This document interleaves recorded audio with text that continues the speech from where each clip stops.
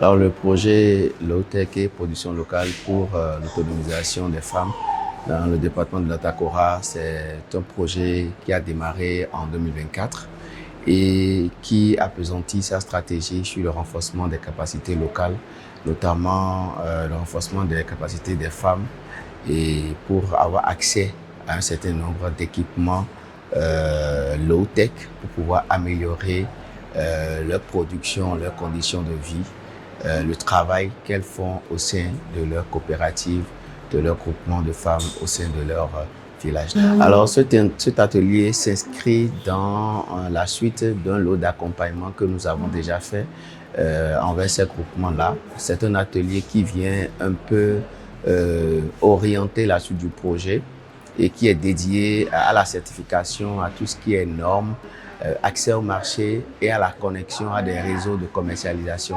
Donc quand on prend par exemple ce gari-là, ou bien ce beurre, ou bien ce savon, ainsi de suite, on va regarder, chacun va présenter.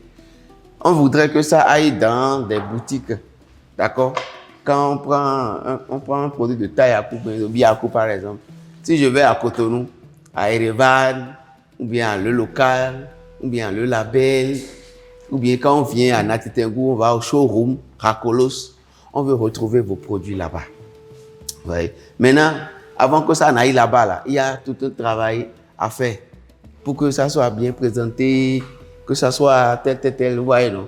Il y a tout ce travail-là. Et c'est ce qu'on veut commencer avec vous, c'est cette partie-là qu'on va amorcer.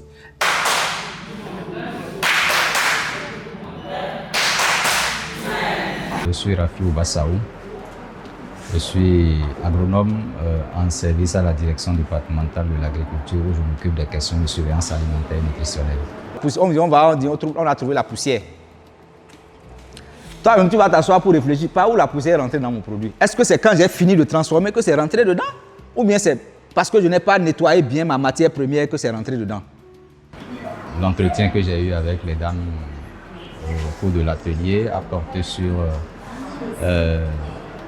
les principes qu'il faut respecter pour installer une unité de transformation, les bonnes pratiques d'hygiène, le respect de la marche en avant et aussi le respect de la réglementation dans le domaine de la transformation agroalimentaire. Donc tout ça là, vous allez vous améliorer avec. Ou bien on trouve par exemple le microbe de choléra. Comment j'ai fait pour que le microbe de choléra se retrouve dans mon jus ou bien dans ma farine? Ah, ça c'est grave.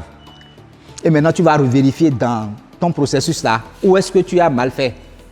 Ou bien si vous êtes un groupe, qui est-ce qui a amené choléra là dans le groupe?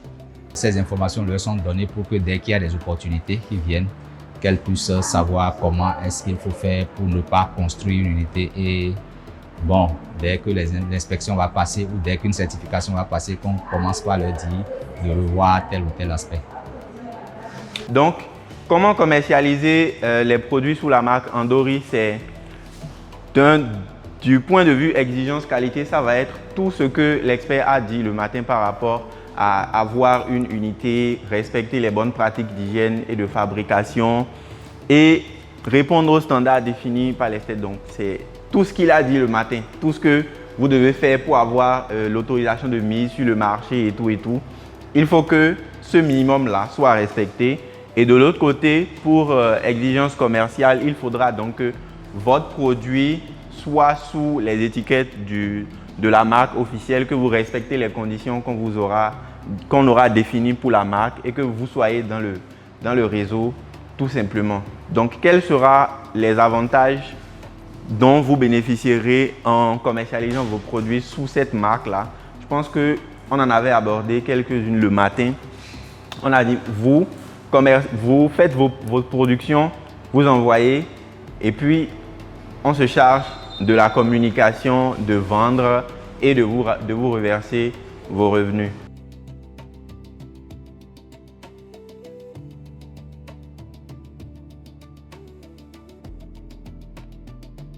Il y a des choses qu'on faisait qu'on ignorait.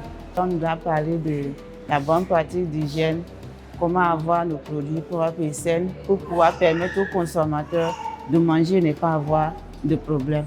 Et comment aussi avoir l'autorisation de mise sur le marché. Et le processus va suivre les pièces à fournir et autres. On a aussi découvert le marché Rakulos où les produits bio sont exposés. Et les processus aussi pour adhérer à cette association. Comment faire pour adhérer le processus.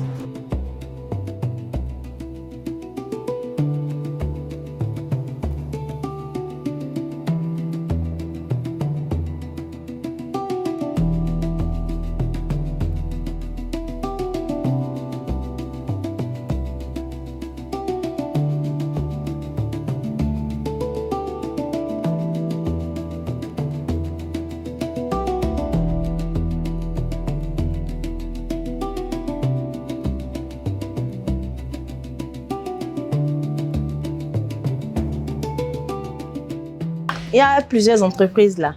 Donc, vous avez celui de Dora, vous avez aussi Angèle Flore. Vous avez la papaye séchée aussi. Vous pouvez sécher aussi la papaye. Ici, c'est la pulpe de Néré. Vous connaissez ça, non? Jaune de moutarde là, la poudre. C'est ça qui est là. Ici, on a déjà présenté un peu de l'autre côté. C'est les biscuits toujours au baobab. Là, vous avez au Néré, vous avez à l'artémisia.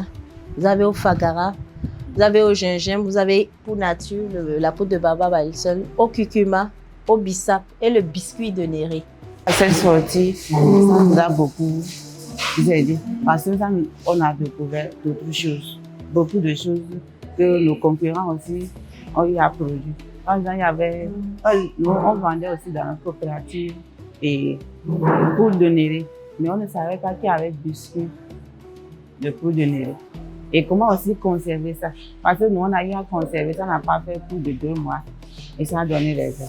Mais avec cette sortie, la dame a fait comprendre qu'en réalité, ça dépend de comment nous conservons le truc et à quel endroit nous le conservons.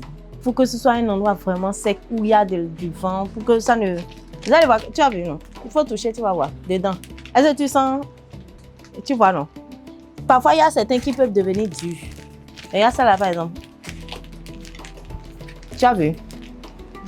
C'est pas tout produit qui entre. Il faudrait que le produit soit bio, sans engrais et qui suit un processus donné de marche en avant lors de la procédure. Donc, c'est pas tous les produits qu'on prend ici. Ici, il n'y a même pas ananas.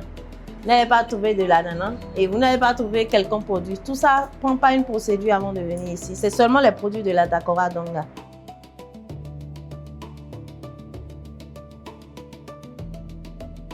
Les femmes ont eu à avoir les connaissances. Il y a plusieurs formateurs qui sont passés et qui ont déroulé différentes thématiques. Là, c'est une première étape. Maintenant, il s'agira de mettre en œuvre ce qu'elles ont appris. Et donc, au sortir de l'atelier, elles ont élaboré un plan d'action. Et donc, c'est ce plan d'action-là qui va être vraiment la feuille de route sur laquelle nous allons les accompagner pour que d'ici 3 mois, 6 mois, nous puissions vraiment avoir des produits de qualité.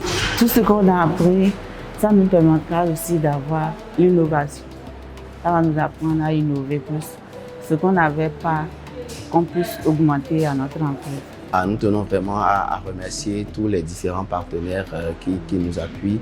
Le projet est mis en œuvre par Réserve Eco Bénin au Bénin. Mais nous avons en France le partenaire Inti Énergie Solidaire qui accompagne la mise en œuvre de ce projet. Et derrière Inti, nous avons l'AFD, le fonds Valorem, nous avons la fondation Raja, nous avons l'entreprise Villière, qui sont tous des partenaires qui contribuent financièrement à la mise en œuvre de ce projet, à l'attention ou au bénéfice des femmes de la Dakora.